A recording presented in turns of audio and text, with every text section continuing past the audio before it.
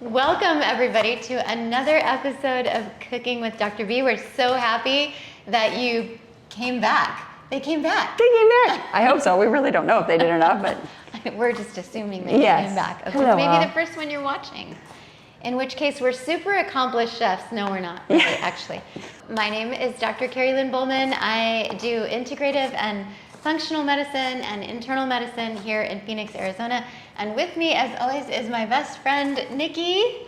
So I cannot cook. Is wearing "Be a Nice Human" t-shirt because apparently I'm super mean to her when she's my This is just a reminder. Just If you see me occasionally go. So, because I can get pretty rough on my sous chefs. What are we making today, Nickie? I was actually going to ask you the same thing, and I know that it's not carrot cake because that was what I was excited about to start with. Really hoping we'd have carrot cake. Really hoping it was carrot cake when I saw the carrots. This is a show with some health benefits, although we could probably make a really 90-10 that's roll. right, 90-10 or 90-10. 80-20, depending on the day. 80-20. Let's go with 90-10. So you know we actually could work on making a healthy carrot cake. We could do that one time. Yes. Yeah, we might have to do that right after this episode. Because we have 100 carrots. We have 100 carrots. She told me to peel carrots like my life depended on it, and I did that. And apparently we have a surplus of carrots. That's right. So, You said like nobody's business, I think. Yes. Yeah. Or Okay. life depended on it. Right. So you can do this in a couple ways. In one of the other episodes, we showed you how to work an Instapot. So you certainly can do this in the Instapot. I really like a Dutch oven because I like to be able to see what I'm doing and the consistency of it. Rather than just like opening it and see what I'm getting. I like to kind of smell it as it goes, and that's just part of the experience of cooking. So I like to work in the Dutch oven. Not to interrupt really quick, should I be cutting those up?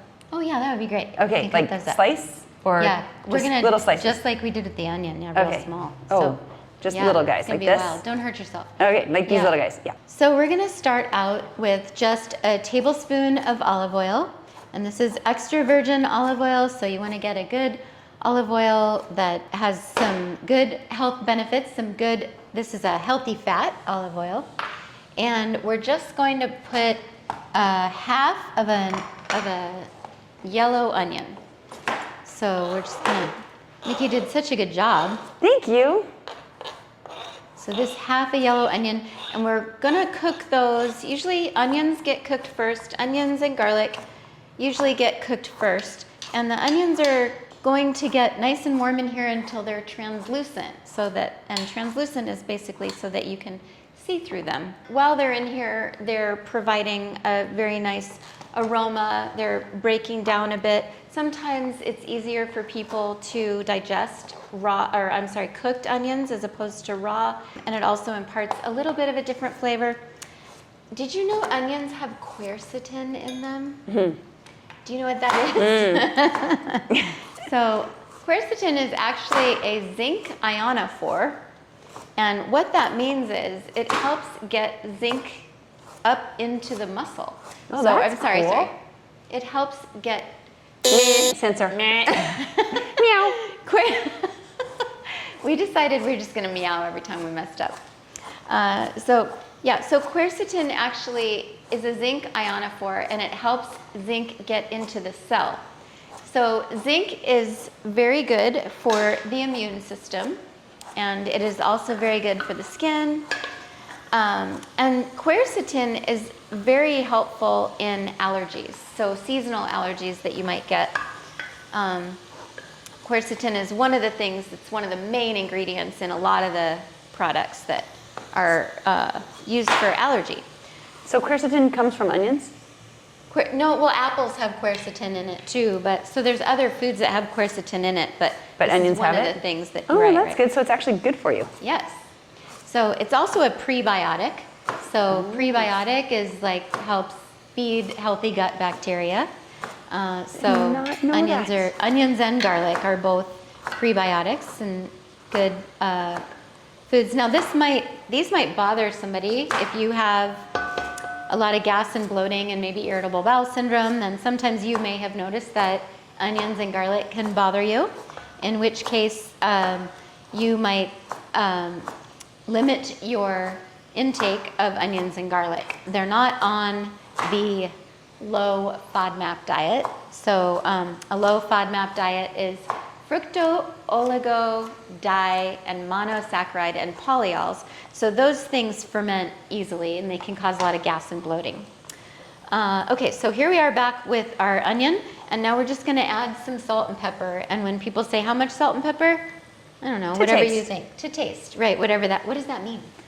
You like more than I do. That's right. So I'm probably gonna put in like a teaspoon of salt.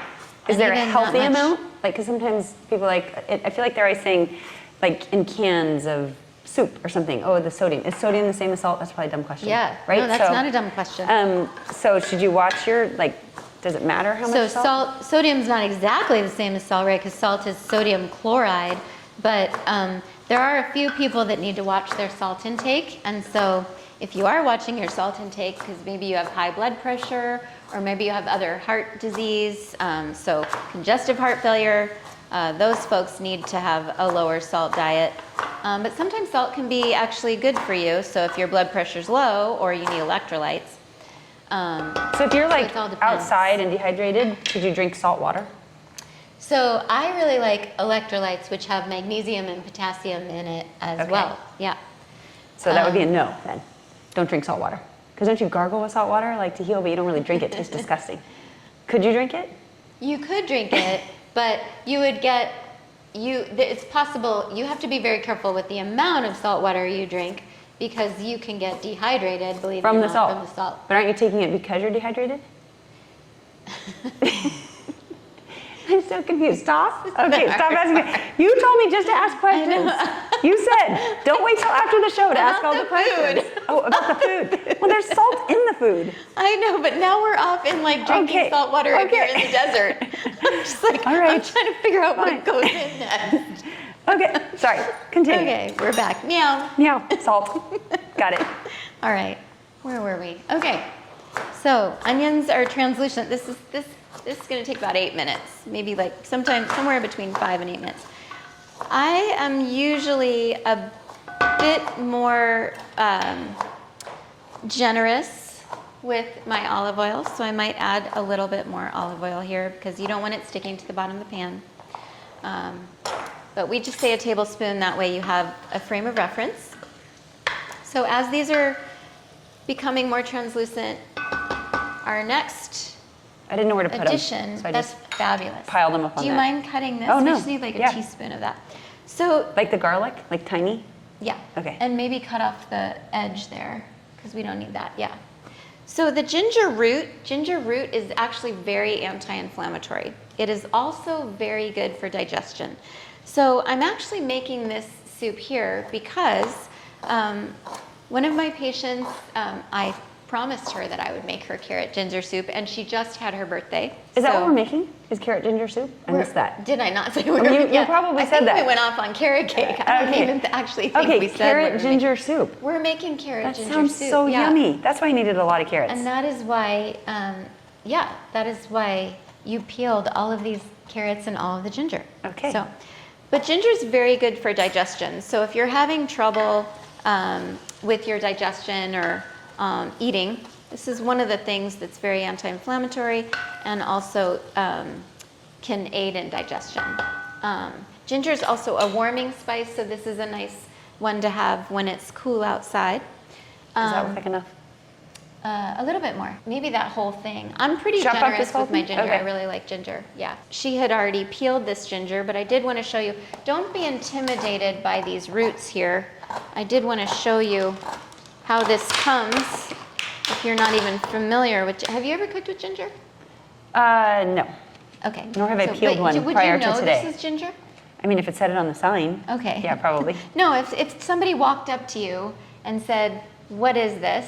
I don't know. Now I would because I've been with you. I've been on this cooking show. Nice. See? You learned something here. Yes, I did. All right. I know what a ginger looks like. So ginger looks like this, normally, this root, and it can make it so it's kind of annoying to peel. Like I would probably just cut that part off. To peel. But a really easy way to peel ginger is to use your spoon. It's not really easy. She's saying she made me do that earlier. But this is not hard. That's not hard. Well, keep it away from my ginger. Oh, okay. All right. We're gonna move mine over here. The ginger. Get my ginger away from your ginger. All right.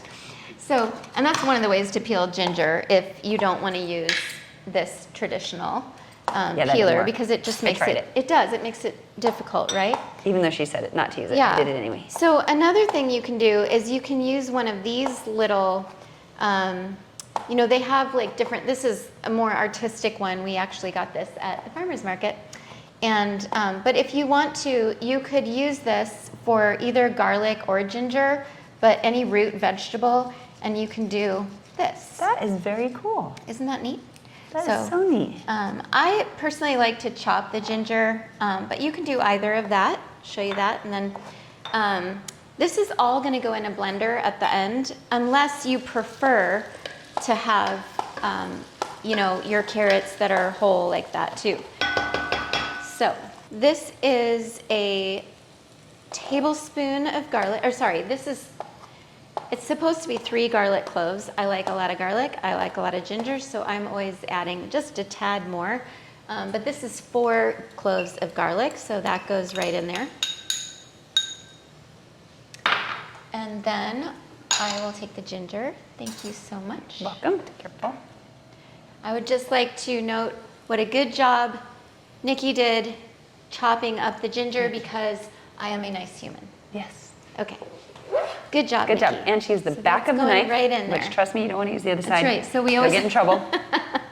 So knives really easily go dull when you're cooking with them, and it makes people not want to cook, honestly. You know, when you have a set of dull knives.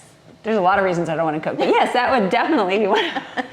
So when you have dull knives and it's annoying and the task it's a very tedious task, then you don't want to cook. So I like to keep my knife sharp, and so one of the ways to do that is, yes, when you have things that you are sweeping into the pot, you would use this back side of your knife so that you don't dull the blade.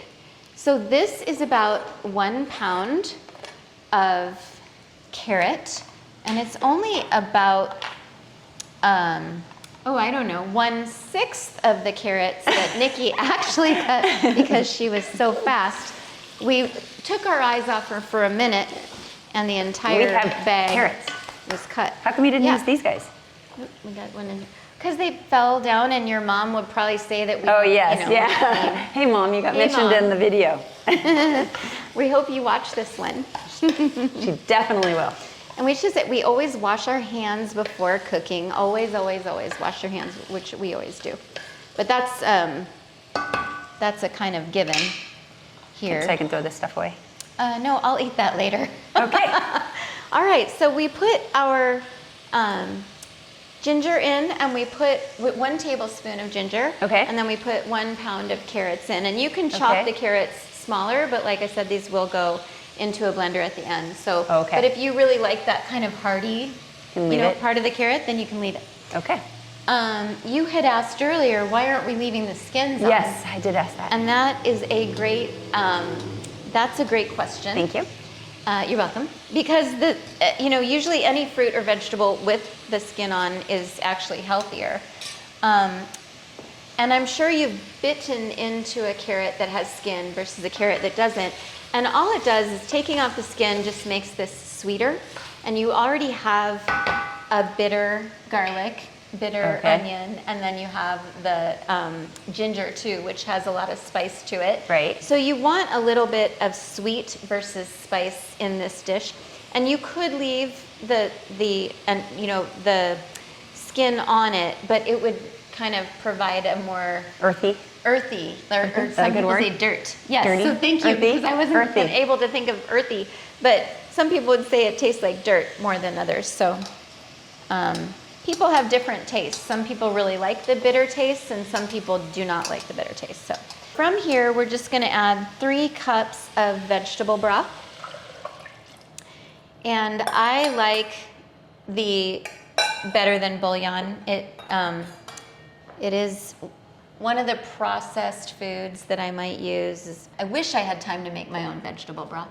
Really? You can make your own vegetable broth? You can make your own vegetable broth. That's for another show. Yeah, that's for another show. Okay, is making vegetable broth. Because I use the better than bouillon. I didn't know you can make. Yeah, you can make your own vegetable broth, and that way the health benefits are there. But I do Takes like time. when you're in a hurry. Yeah, I do like the better than bouillon. And then that's that. So right now I'm going to heat that Yummy. up to the point where it's boiling. And then we're adding 1 tablespoon of apple cider vinegar. So that didn't even look like a tablespoon, didn't it? It looked like small, but 1 tablespoon of apple cider vinegar. And that's just more to taste as well. So apple cider vinegar also has some benefits. It's anti-inflammatory. It helps decrease the glycemic index of a food or the glycemic load of a dish. So, for example, apple cider vinegar, drinking that before a meal or adding that to a meal like a salad. If What you're going about to have ice cream? pasta. Could you add it to ice cream and it would lower the glycemic index of ice cream? Yeah. Seriously? I don't know if you... Just have a little bit before your ice cream? Oh, before your ice cream. Yeah. Right. I thought you were saying Like just like a as little teaspoon hot before fudge- ice cream? Hot fudge apple Topping? cider.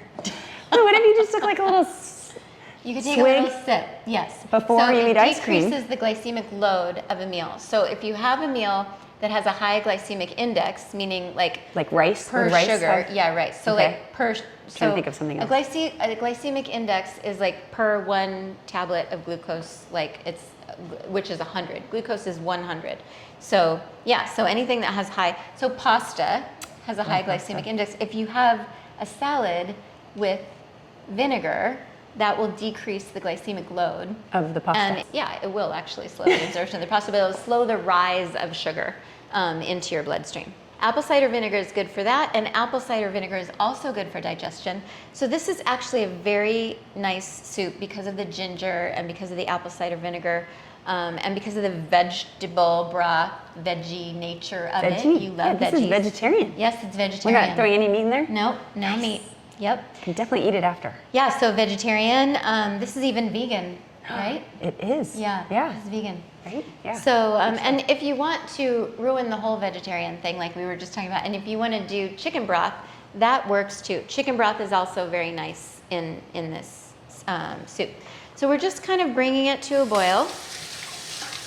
And that is it, my friends. Turn this down after it's at a boil. You'll just add the top, and you will turn this down, and it will just simmer for about 30 minutes. And that is it. Are we just going boop into that? Are we gonna do it over the sink? No, Or are we just gonna do it we're right gonna here? pour Oh, that we're whole going thing. for it. Do Yeah. we have aprons? Oh, that's right, because we don't want you. Okay, I'll pour. How about that? can I just put this in my shirt like this? No, that's because it's my good towel. Oh, sorry. That's okay. I'll pour. Can I have your bad towel? I will pour. Yeah, you can have a bad towel. And we're back. Welcome back, Nicki. Oh, yes. What did you do So for the that's last 30 minutes. We did dishes. We did dishes. Yes. Okay, good. Yeah, we did We a lot talked of about, stuff. I forgot the word already. Fractals. Fractals. Talked about fractals. Like every episode. So see, you didn't really remember that. need to do anything. You could just kind of sit this on the stove and let it go for 30 minutes. So now what we're doing, we let it cool off a little bit. And you can, if you want, put a little coconut milk, if that is your style. If you want to put a little bit of coconut milk, make it a little bit creamier, make it a little smoother, make the bite less from the ginger, because I do like a lot of ginger. So it's spicy. That might be good for you, like to add a little coconut milk since you're not, you're more land of bland. Land of bland. Okay, so All right, I got this. Okay, Do you want me to put it have somewhere? I or- do, I do. okay. I don't know. boy. All right, here we go. Here goes nothing. Actually, you should not be near this. You're gonna get burnt. All right, so we pour that in there, and then we're just gonna put it on the blender. I'll clean this The up. lid on. Yep. Clean that up Per for your rose. mom. Does that Okay. look right? Yeah, I'll just hold I think it. So, okay. All right. It took 2 people to figure out how to put this lid on. Yeah. So then we're just gonna turn that on quite slowly. As a pulse. And just like blend it. And then it's really your choice how much you want to blend it. Okay. So some people like to have those little chunks in it, and some people like it to be completely hot. smooth. Yeah. So it's just kind of like lentil soup. With lentil soup, some people like to taste the lentils and they like the chunkiness of it, and other people like it to be more smooth. So, and then we're done. So, would you like to taste? I would like to taste. All right. Well, we happen to have some bowls here. I'm gonna get the lid off And, the blender. and the heat of the soup may cause the seal to be a little bit strong. And so again, you can use some coconut milk. You can maybe serve this with some pita chips. Might be bread. good. Some bread would be good. Pita chips might actually taste better.